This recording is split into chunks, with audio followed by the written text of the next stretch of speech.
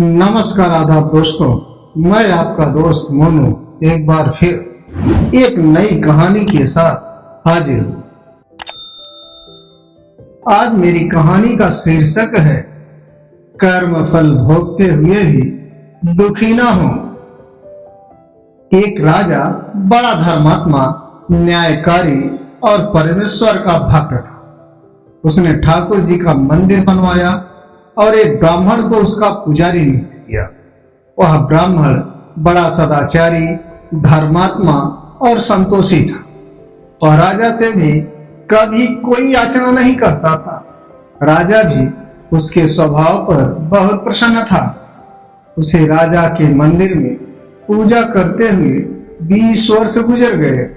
उसने कभी भी राजा से किसी प्रकार का कोई प्रश्न नहीं किया। राजा के यहाँ एक लड़का पैदा हुआ। राजा ने उसे पढ़ा लिखा कर विद्वान बनाया और बड़ा होने पर उसकी शादी एक सुंदर राज्य कन्या के साथ करा दी। शादी करके जिस दिन राजकन्या को अपने राजमहल में लाए, उस रात्रि में राजकुमारी को नींद न आई। वह इधर उधर घूमने लगी। जब अपने पति के पलंग के पास आई तो क्या देखती है कि हीरे जवाहरात जड़ित मूठे वाली एक तलवार पड़ी है। जब उस राजकन्या ने देखने के लिए वह तलवार म्यान में से बाहर निकाली, तब तीक्ष्ण धारा वाली और बिजली के समान प्रकाश वाली तलवार देखकर वह डर गई और डर के मारे उसके हाथ से तलवार गिर पड़ी और राजकुमार की गर्दन पर जा लगी। राजकुमार का सिर कट गया और वह मर गया। राजकन्या पति के मरने का बहुत शोक करने लगी। उसने परमेश्वर से प्रार्थना की कि हे प्रभु, मुझे अचानक यह पाप कैसे हो गया।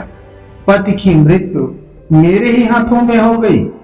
अब तो जानते ही हैं, परंतु सभा में मैं सत्य ना कहूंगी, क्योंकि इससे मेरे माता पिता और सास ससुर को कलंक लगेगा तथा इस बात पर कोई विश्वास भी ना करेगा। प्रातः काल में जब पुजारी कुएं पर स्नान करने आया तो राजकन्या ने उसको देखकर विलाप करना शुरू किया और इस प्रकार कहने लगी, मेरे पति को कोई मार गया। लोग इकट्ठे हो गए और राजा साहब आकर पूछने लगे, किसने मारा है। वह कहने लगी, मैं जानती तो नहीं कि कौन था, परंतु उसे ठाकुर जी के मंदिर में जाते देखा। राजा समेत सब लोग ठाकुर जी के मंदिर में आए तो ब्राह्मण को पूजा करते हुए देखा। उन्होंने उसको पकड़ लिया और पूछा, तूने राजकुमार को क्यों मारा। ब्राह्मण ने कहा, मैंने राजकुमार को नहीं मारा, मैंने तो उनका राजमहल भी नहीं देखा है। इसमें ईश्वर साक्षी है। बिना देखे किसी पर अपराध का दोष लगाना ठीक नहीं। ब्राह्मण की तो कोई बात ही नहीं सुनता था। कोई कुछ कहता था तो कोई कुछ। राजा के दिल में बार बार विचार आता था कि यह ब्राह्मण निर्दोष है, परंतु बहुतों के कहने पर राजा ने ब्राह्मण से कहा, मैं तुम्हें प्राणदंड तो नहीं देता, लेकिन जिस हाथ से तुमने मेरे पुत्र को तलवार से मारा है, तेरा वह हाथ काटने का आदेश देता हूं। ऐसा कहकर राजा ने उसका हाथ कटवा दिया। इस पर ब्राह्मण बड़ा दुखी हुआ और राजा को अधर्मी जान उस देश को छोड़कर चला गया। वहां वह खोज करने लगा कि कोई विद्वान जोशी मिले तो बिना किसी अपराध हाथ कटने का कारण उससे पूछो। किसी ने उसे बताया कि काशी में एक विद्वान ज्योतिषी रहते हैं। तब वह उनके घर पर पहुंचा। ज्योतिषी कहीं बाहर गए थे।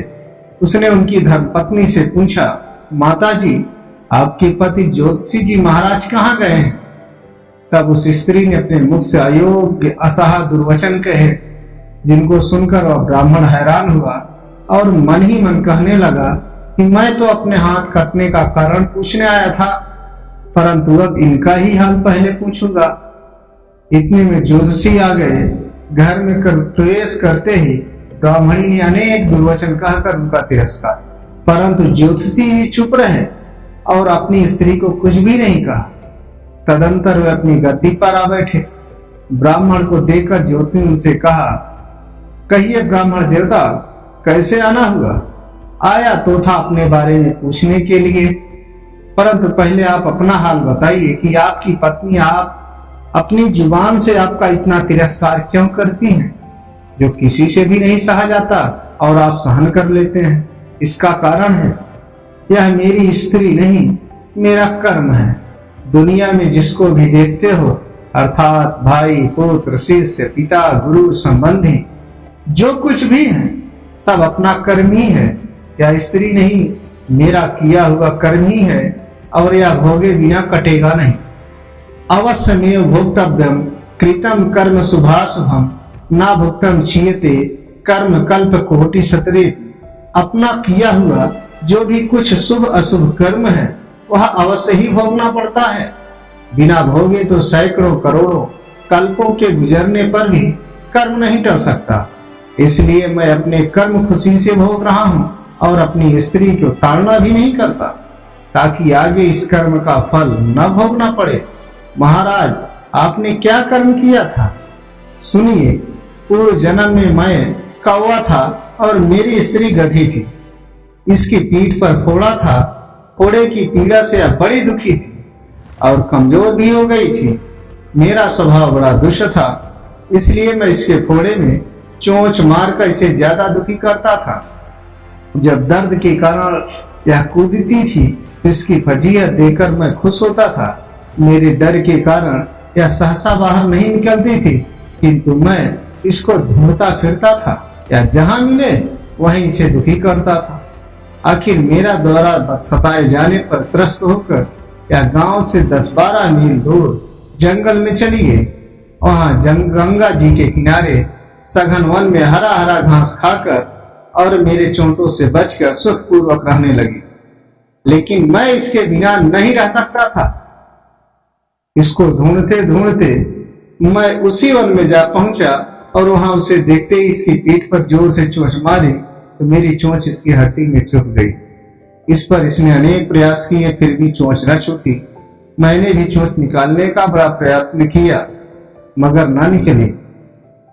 पानी के भय से ही यह दुष्ट मुझे छोड़ेगा, ऐसा सोचकर यह गंगा जी में प्रवेश कर गई, परंतु वहां भी मैं अपनी चोंच निकाल न पाया। आखिर में यह बड़े प्रवाह में प्रवेश कर गई। गंगा का प्रवाह तेज होने के कारण हम दोनों बह गए और बीच में ही मर गए। तब गंगा जी के प्रभाव से यह तो ब्राह्मणी बनी और मैं बड़ा भारी ज्योतिषी बना।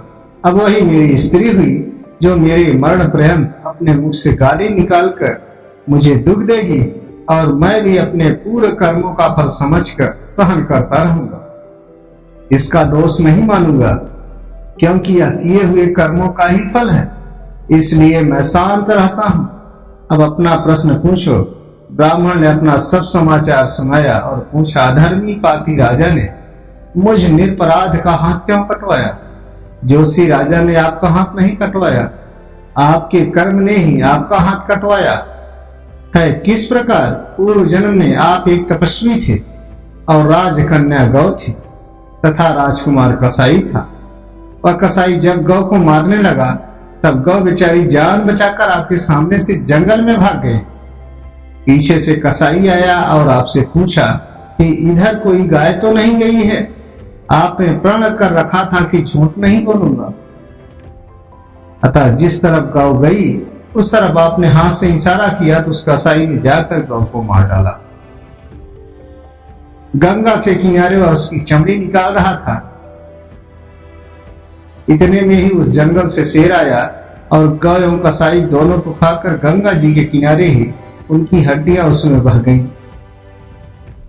गंगा जी के प्रताप से कसाई को राजकुमार और गौ को राजकन्या का जन्म मिला, एवं पूर्व जन्म के किए हुए उस कर्म ने एक रात्रि के लिए उन दोनों को इकट्ठा किया।